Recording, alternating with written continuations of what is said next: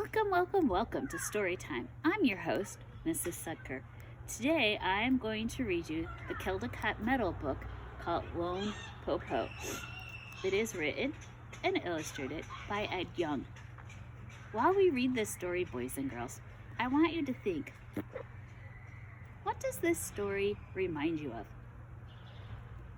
By the time I'm done reading this story, it should remind you of another fairy tale that we know very well.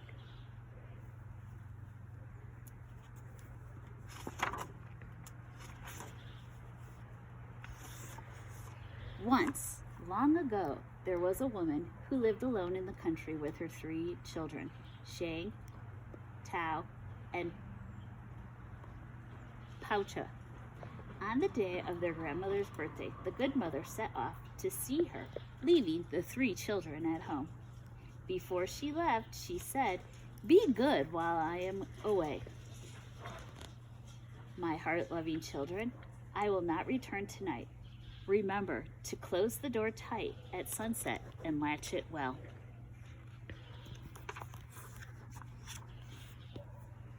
But an old wolf who lived nearby and saw the good mother leave, at dusk distinguished as an old woman, he came up to the house of the children and knocked on the door twice. Bang, bang. Shang, who was the eldest, said through the latched door, "Who is it?" "My little Jules," said the wolf. "This is your grandmother, your Po." "Po," Shang said, "our mother has gone to visit you." I'm wondering what fairy tale this story is reminding me about.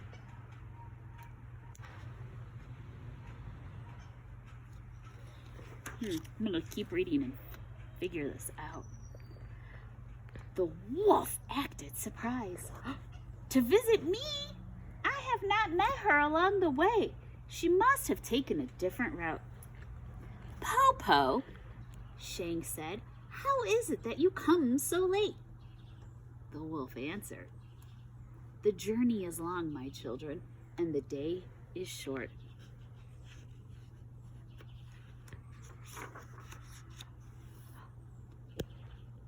Shang listened through the door. "Po," she said, "why is your voice so low?" "Your grandmother has caught a cold, dear children, and it is dark and windy out here. Quickly open up and let your Po come in," the cunning wolf said. Tao and Poucha could not wait. One latched the door and the other opened it. They shouted, "Po, come in!" At that moment, he entered the door, and the wolf blew out the candles. Let's take a moment here and think, what is going to happen?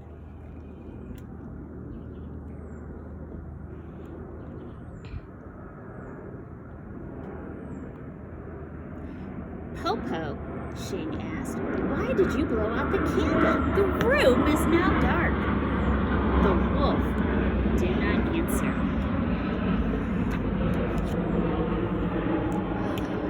Tao and Poucha rushed to their Po and wished to be hugged. The old wolf had held Tao. "Good child, you are so plump." He embraced Poucha.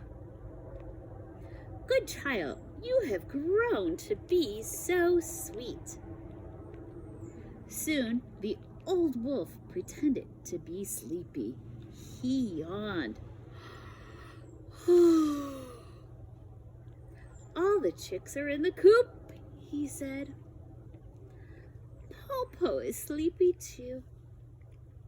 When he climbed into the big bed, Poucha climbed in at one end with the wolf, and Shang and Tao climbed in at the other. But when Shang stretched, she touched the wolf's tail. Uh-oh. What are you thinking?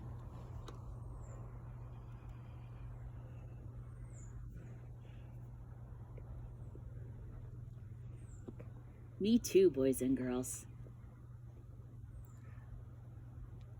Po, Po, your foot has a bush on it.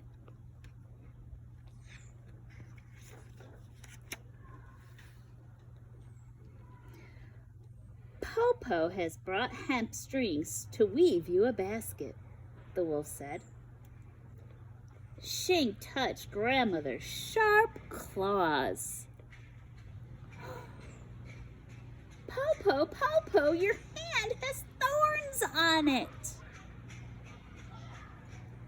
Po has brought an awl to make shoes for you, the wolf said.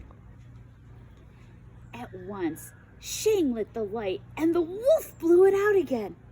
But Shing had seen the wolf's hairy face.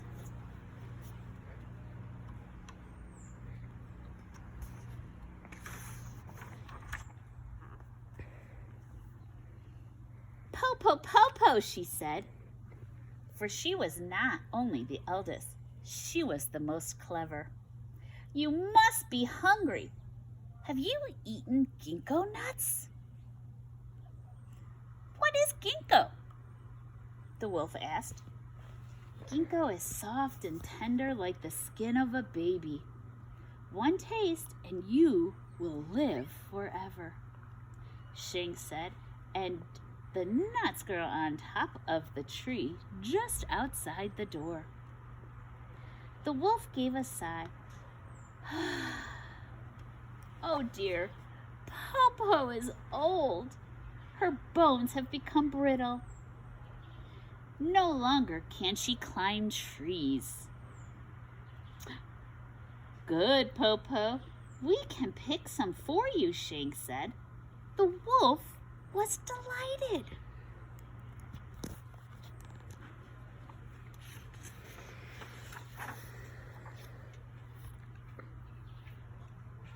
Shing jumped out of the bed, and Tao and Poucho came with her to the ginkgo tree. There, Shing told her sisters about the wolf, and all three climbed up the tall tree. What do you think Shing told her sisters about the wolf?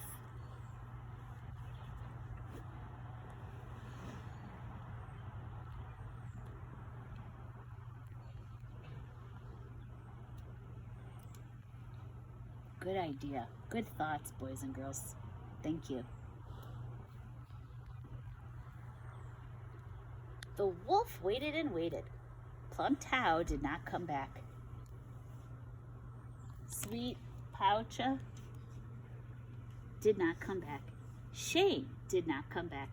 And no one brought any nuts from the ginkgo tree. At last, the wolf shouted, "Where are you, children?" Po, Shing called out. "We are on the top of the tree eating ginkgo nuts." "Good children," the wolf begged, "pluck some for me." But Po, ginkgo is magic only when it is plucked directly from the tree.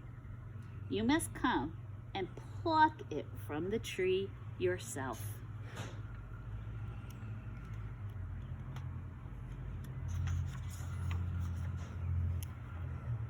The wolf came outside and paced back and forth under the tree, where he heard the three children eating the ginkgo nuts at the top. "Oh, Po, these nuts are so tasty, the skin so tender," Shing said.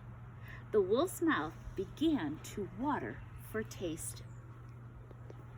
Finally, Shing, the eldest and most clever child, said, Po, I have a plan." What do you think that plan might be?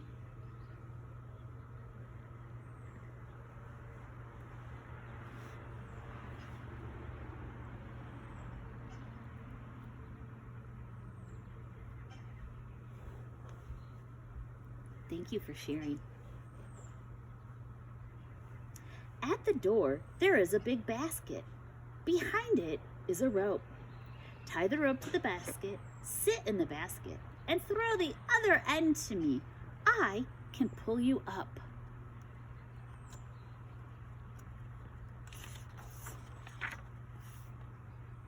The wolf was overjoyed and fetched the basket and the rope, then threw one end of the rope to the top of the tree. Shing caught the rope and began to pull the basket up and up.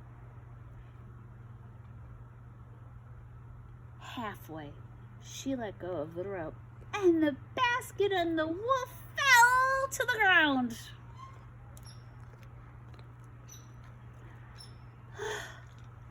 I am so small and weak, Po Po, Shing pretended. I could not hold the rope alone. This time I will help, Tao said. Let us do it again.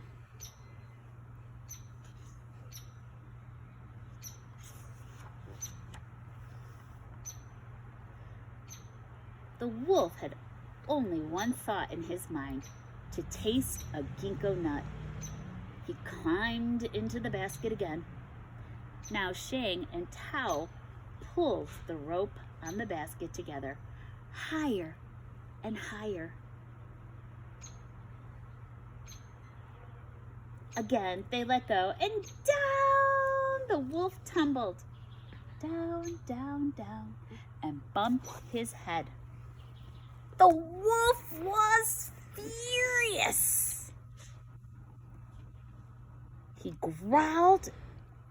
We could not hold the rope, Po Po, Shing said, but only one ginkgo nut, and you will be well again. I shall give a hand to my sisters this time, Poucha, the youngest, said.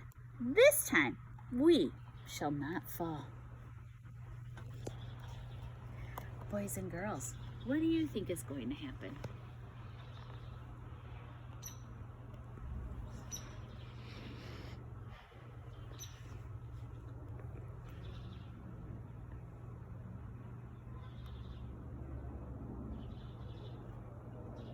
Excellent ideas. Thank you for sharing. Now, the children pulled the rope with all of their strength. As they pulled, they sang, hi-yo, hi-yo, and the basket rose straight up, higher than the first time, higher than the second, higher and higher until it nearly reached the top of the tree. When the wolf reached out, he could almost touch the highest branch.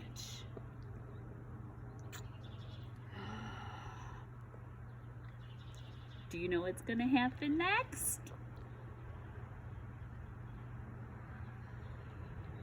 Correct, you are.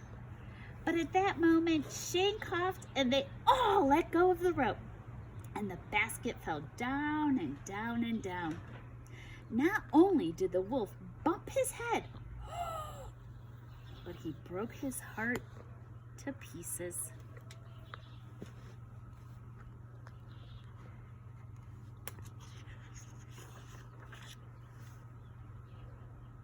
Po-po, Shing shouted, but there was no answer. Po-po, Tao shouted, but there was no answer. Po-po, Poucha shouted. There was still no answer. The children climbed to the branches just above the wolf and saw that he was truly dead. Then they climbed down, went into the house, closed the door, locked the door with the latch, and fell peacefully asleep.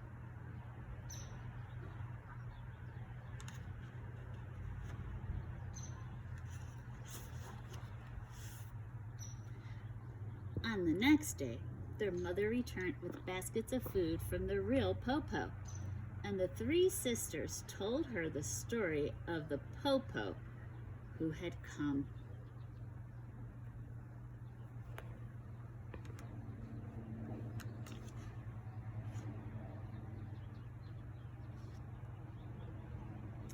The end.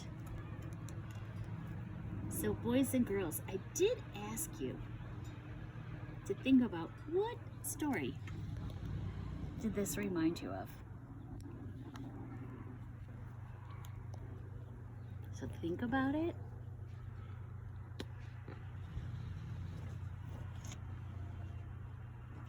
You can share with your brother and sister. You might want to share with your mom and dad. You could also draw a picture, or you could write about what other fairy tale did this one remind you of. Thank you. See you soon.